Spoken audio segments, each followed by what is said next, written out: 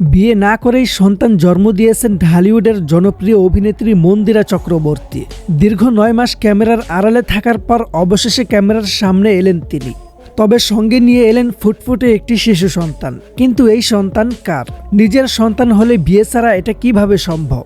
এই সেই মন্দিরা চক্রবর্তী, যার কারণেই শরীফুল রাজ এবং পরিমণির সম্পর্কে ভাঙ্গন ধরেছিল বলে একসময় গুঞ্জন উঠেছিল। তাহলে কি এই সন্তান শরীফুল রাজের?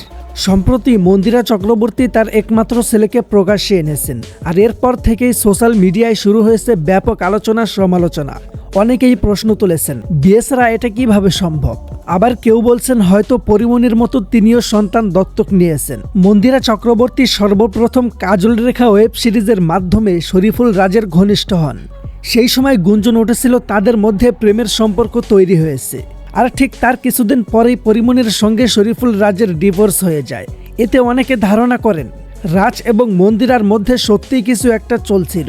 যদিও পরবর্তীতে রাজ এবং মন্দিরার সম্পর্ক ভেঙে যায়, এরপর আর কখনো তাদের একসঙ্গে দেখা যায়নি।